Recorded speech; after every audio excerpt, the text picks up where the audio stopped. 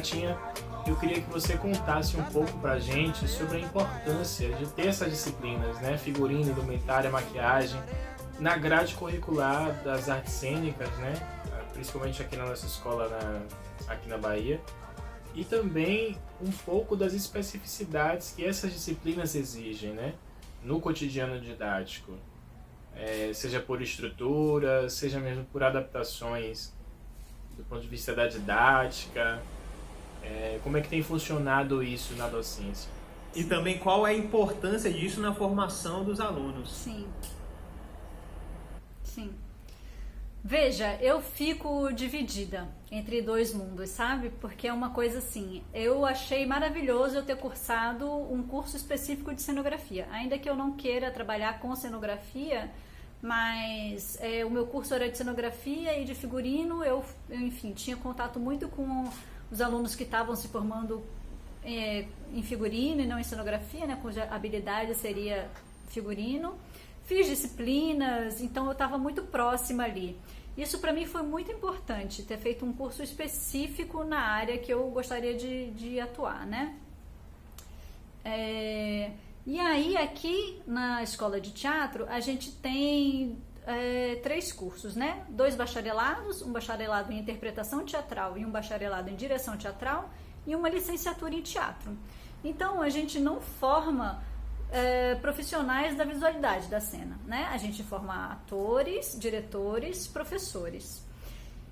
E aí o que acontece? Essa formação, essas disciplinas entram no currículo nesse lugar de formação do ator, atriz, diretor, diretora, professor, professora, né?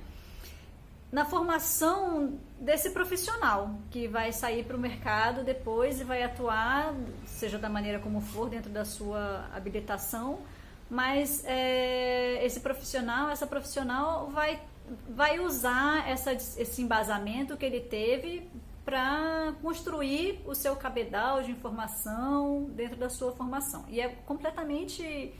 Eu enxergo como fundamental que essas disciplinas estejam presentes em todos os currículos de cursos de graduação de teatro, seja qual for a habilidade, né? Porém, eu sinto que tem um papel a mais. Isso torna a formação do profissional de teatro mais completa, afinal de contas, a visualidade é um elemento que é imprescindível, né, no teatro. Enfim, eu acho uma temeridade a pessoa se formar como diretor, diretora ou ator, atriz e não ter nenhuma noção de figurino, de cenário, de maquiagem. Não dá para pensar nisso, né? Mas na escola de teatro, como a gente não tem essa formação específica, não só na escola, como em Salvador, e eu não sei se tem na Bahia, eu não conheço. Então, os cursos da escola acabam servindo também para aquelas pessoas que entram para a interpretação, para a direção, para a licenciatura e ali dentro percebem uma paixão que nem sequer conheciam às vezes, né? Se encantam pela visualidade, né, da cena, se encantam pelo figurino, pela maquiagem, pela luz, pelo cenário. Eu tenho muitos alunos que entraram interpretação, mas em algum momento perceberam que iam gostar de trabalhar com teatro de uma outra maneira, atrás dos bastidores.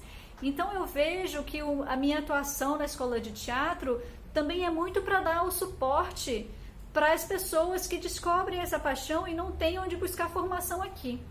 Então, apesar da formação da escola de teatro não ser voltada para quem quer trabalhar com visualidades da cena, eu procuro dar todo o subsídio que eu consigo para que essa pessoa que entra na escola e descobre essa paixão tenha pelo menos pistas de para onde seguir, de por onde seguir.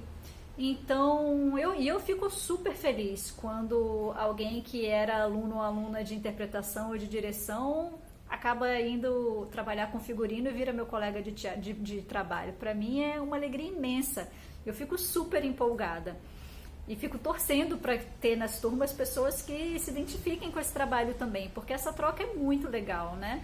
Então, eu fico procurando dar esses subsídios que a gente não tem, essa formação que a gente não tem. Eu fico tentando, de alguma maneira, não suprir essa lacuna, porque não seria possível, Mas é isso, dá pistas, dá indícios, dá o que eu consigo para que aquela pessoa depois consiga trilhar um caminho dentro daquilo. Mas ao mesmo tempo, eu gostaria, em relação à estrutura, eu gostaria de ter uma estrutura maior. Por exemplo, durante o doutorado eu fiz aula na parte da USP, que é a Escola de Artes, Ciências e Humanidades, se não me engano, que é dos cursos é um curso de moda. Então eu tive a oportunidade de fazer aula do doutorado em salas que eram laboratórios enormes, com 20, 30 máquinas de costura industriais, com pias gigantes, com espaço para tingir, com lugar para passar roupa, com manequim, com tudo, com tesoura, com mesa grande para desenhar, para cortar. Então você conseguia tanto desenhar, assistir uma aula teórica, assistir vídeo, fazer a aula, desenhar, projetar, cortar, costurar, tingir, passar, tudo nesse mesmo ambiente de laboratório, sabe? E isso é uma coisa que eu sinto muita falta de estrutura. Como a gente não é um curso de moda ou de figurino ou de nada ligado à visualidade, esse espaço, que é um espaço importante, específico de laboratório, que tem coisas importantes, que precisa de pia, que precisa de mesa, que precisa de espaço, que precisa de máquinas de costura, de manequim, de coisas específicas, de armário, de um monte de tecido, de um monte de ferramenta específica, esse espaço eu gostaria de ter mais.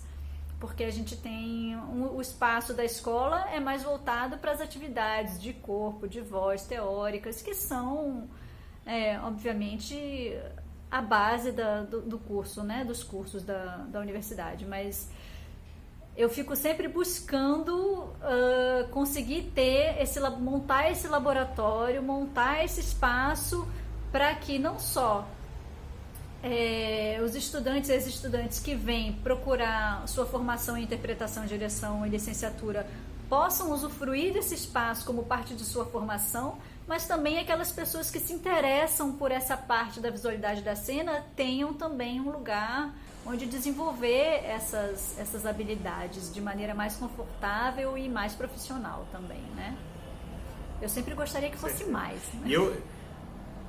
Eu conheço também a sua preocupação com o acervo da escola de teatro, que é a preservação da história da cena soteropolitana, né, ali. Sim. Queria que você contasse mais sobre esse acervo aí, como é que anda ele aí. Olha, é assim. Isso é um assunto delicado para mim, porque eu tenho um carinho especial por esse acervo. Esse acervo está fechado há 10 anos. 10 anos. E há 10 anos que eu venho tentando fazer alguma coisa com esse acervo, tentando resolver. Vou contar uma história breve, né? A gente tem um acervo de trajes de cena na escola de teatro, que quando eu entrei na escola era conhecido como rouparia, que era o acervo onde tinha todos os trajes, adereços, sapatos, tinha muita coisa, e era o acervo em que os alunos podiam usar tanto para fazer ensaio quanto para suas montagens, e até peças profissionais acabavam recorrendo ao nosso acervo também.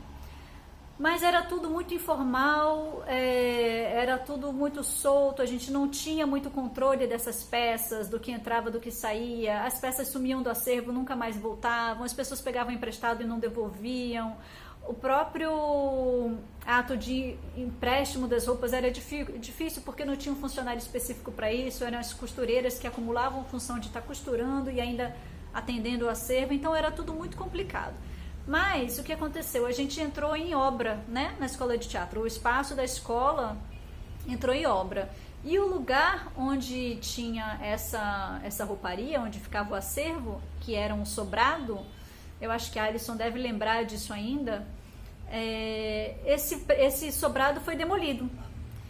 Então a gente juntou tudo correndo, assim, correndo, no começo com toda calma, organizando cada roupa dentro de sua caixa, o que era cada caixa de cada roupa, e no final botando tudo dentro de saco e correndo porque ia entrar um caminhão e demolir. Então a gente retirou todo esse acervo e eu aproveitei esse momento, já que o acervo ia ficar fechado porque não tinha espaço físico para alocar ele.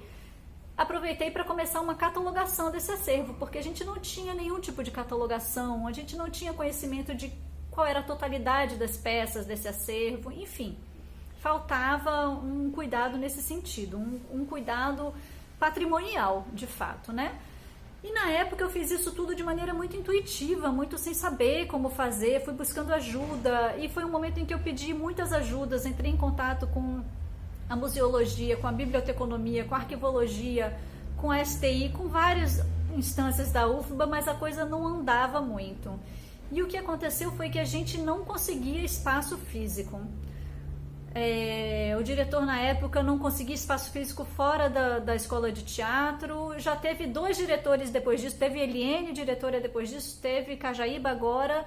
E o que acontece é que a universidade, como instituição, não reconhece esse acervo como patrimônio.